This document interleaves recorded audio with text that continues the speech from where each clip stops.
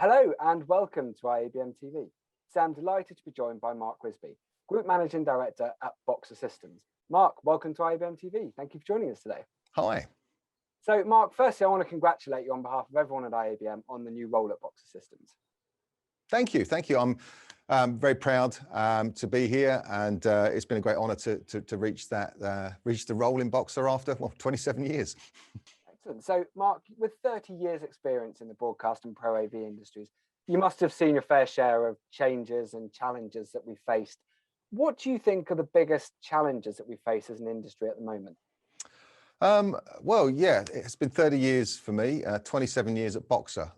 So, you know, one of the things I guess that's quite interesting to me is that we've never not changed as an organisation, and you know, also me as a person. I think, you know, when I started, I joined as an engineer from Sony, and you know, I've changed, you know, roles effectively every few years in Boxer in that time. And you know, we started off at the time when analog was turning to digital. You know, parallel then SDI coming out. And then sort of we've evolved as a company through, you know, moving to computer platforms and open platform working and networking and storage and file-based workflows. You know, we've had to evolve, otherwise we wouldn't exist as an organization. So where we are now is another one of those moments. And the COVID change has come on top of us going IP as an industry. But I think COVID will accelerate so many things. I mean, you know, I've heard it's 7 years of digital transformation, you know, in 1 year is a figure I've seen bandied around. So COVID brings a lot of challenges, but brings a lot of opportunities. So for us, you know, remote workflows are very interesting, you know, moving to using technologies like SRT, for example, to use the public internet to connect things so people can work from home. We're doing a lot of streaming. You know, I'm rising to the challenges really of having to change the way, you know, people work. But you know, as I say, opportunities come with that. I think we're having so many more conversations now, for example, with enterprise customers and people who have got to change the way they work, and the way we're actually already doing things in tele is good. You know, we're great at getting information out. We're great, you know, news, documentaries, live events are our core, you know, tools. And I think enterprises need to use those, you know, those type of productions to make their content more interesting if they're going to work by streaming remotely and, you know, changing how they work from perhaps a physical thing into a sort of more dynamic, you know, video-led operation. So for us, that's another group of people to talk to. That's people who are interested in our solutions and people who want to do something different. And that's where we tend to thrive when there's change.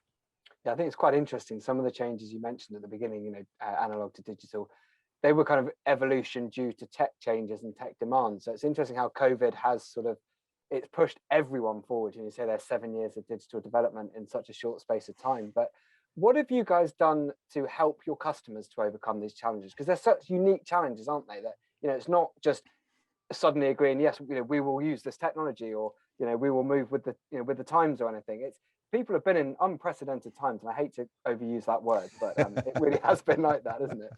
It has been, and it's been really varied is the answer. I mean, some of it truly has been business as usual. You know, we've been, you know, doing a lot with transcoding and file-based deliveries, for example, especially making content to get out to VOD platforms and streaming. And we were doing that before, and now it's just become more important. You know, I think as an industry, we can be very proud of the work we've done during COVID to keep bums on sofas. You know, without Netflix, the iPlayer, ITV player, Amazon Prime, you know, people wouldn't have been entertained at home, and lockdowns would have been far less tolerable. So I think the first thing is, you know, we carried on doing what we were doing and helped maintain those platforms and help people carry on operating, you know, throughout that whole time. And then it's about, you know, early on it was about, well, how do we make stuff work using, you know, whatever we got? So Skype and Zoom, for example, you know, just get pictures out there. But as we've gone on, it's about hardening that and bringing in perhaps new ways of working that will stay. So I think once people got what they needed, you know, just to get moving, they've had a bit more time to think about it. So now we're seeing that, you know, being able to do remote, you know, remote ingest or perhaps remote delivery using SRT and the public internet, it works and it's cheaper. And so some of those workflows will stay. If you'd have asked me, you know, a couple of years ago, would Soho, you know, editors, high-end editors work from home, I would have, you know, like everyone would have laughed. But actually we have many people doing that. So we're now helping people remote desktops and remote storage, use cloud offerings to share high quality and high speed, content between remote locations, homes, and back to the office. And I think there's a whole load of people who don't want to go back to working that way. There's a whole load of editors who actually really like working from home, and they can immerse themselves without 3 hours of travel a day. So I think some of those will stay, and people are going to downsize buildings because you don't need so much footprint in high cost locations in London. So you want to be able to work, flexibly. It seems that a lot of these things are actually, actually very similar. So we can save money, we can make people, have a better quality of life. And moving forward, we've got to plan for this happening again, God forbid, but you cannot be the person that didn't plan, for being able to work flexibly or remotely in the future. So I think that will now be inherent in everything we design. We'll have remote working and flexibility, in mind. So, we're talking to people now about what happens when they go back. So perhaps if you're going to downsize and you're going to, re-architect your system for the future, how do you do that? How do you make it flexible? So when people come in for the 2 out of 5 days that they're going to be in the office a week, their workstation, where they sit, have they got everything they need there? Can I make a flexible workstation that could be an ingest area one day and an edit area the other day and a sound desk the other day, and just make it sort of as good as it can be and as flexible as it can be? And that's a new challenge. So again, another opportunity there for us all, to rethink what we do and how we do it. Yeah, I think that's a really interesting conversations I've been having with people where, even 6 months ago, it was how are we dealing with the current situation? But now everyone's looking to see which elements are we going to take that have worked over the last, that we wouldn't have even thought of doing. Like you were saying there, who would have ever thought that all of those Soho editors would have been able to do it from home, but they've had to do it. So they've had to adapt to do it, haven't they? It was unthinkable. And, again, some of our customers and some of the engineering teams we're working with have done an amazing job. They've come up with new ways to make it work for them in their environment. And, there's been some really amazing solutions coming out of this, which is, engineers love problems to solve. And I think that's been, a real testament to the industry that we've been able to do that. So, even us ourselves, here I'm talking to you from our own small studio. We never had our own TV facilities before. Why would we? Whereas now, this is one of the most useful things that we have. We're doing demonstrations this way. We're doing, larger meetings this way, and pulling people in and trying to up the quality level from what we were able to do in the past, so that we are able to deliver a full demo, for example, and show a customer everything they need to see, in a way that we couldn't do before. And we found it's been really, really effective. And I don't think we're going to go back to doing everything the same way, much as there's a whole load of customers and people that I really would like to see in person again, and share a cup of coffee or share a drink with, because I think there's still a lot of that face-to-face conversations and and conversation banter that you have, where you come out with things just that you wouldn't get any other way by being in a slightly different, more social location. So I'm looking forward to getting that back. Yeah, I agree. I don't think that face-to-face will ever disappear. And I think there's a reason why the business card industry still exists. You would think in this, even pre-COVID, you would think that we would have got away from business cards, but we haven't, because people want that interaction, don't they? And I think it's getting that balance, with trade shows, with the way you do the demos and things, getting that balance of the two working together. And I think that's going to be really exciting to see. But like you, Mark, I can't wait to sit down and have a beer with another human being that isn't part of my family. Yeah, God bless them. So Mark, let's look to the future finally. Where do you see Boxer Systems going? What can we and your customers expect to see in the coming months and years? Well, firstly, hopefully more of the same. One of the things for Boxer is we've been around since 1990. We're independently owned. We don't owe money. We own our building.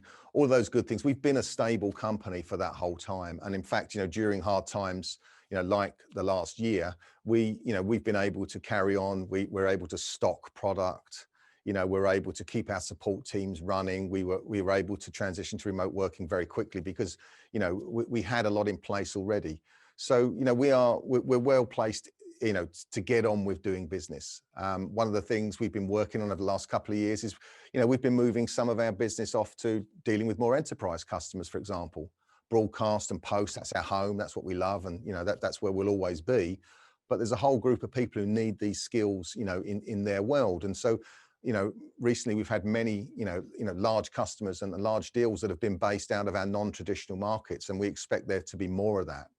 And we expect enterprises, to change the way they work, because, hybrid working and other types of, more flexible working, using video, to replace meetings, is going to be, is kick-started now. If it wasn't there before, it's going to be there now. And we think we got, valuable things to add to that, things that we're already doing in our industry, plug straight in, to those worlds.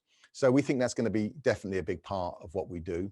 The products that we have are broad. One of the great things, is that we've tried to build up a company that's got products that fit, together and are complementary, but, address a wide group, a wide market, and a wide group of customers. And that means that we've always got something that's on the go at the moment that is a now product. IP is now starting to grow in the broadcast world.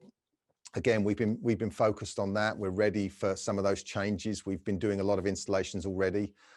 So we are, we're well placed with where our home industry is going, and certainly where the new markets are.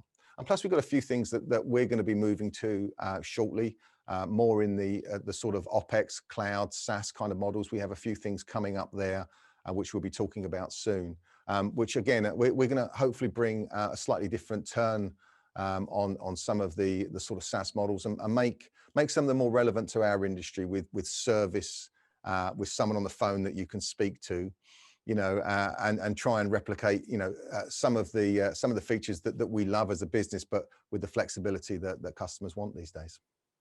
Excellent. Okay, well, Mark, thank you very much for joining us today. It's been great catching up with you again. Good to see you. Thank you.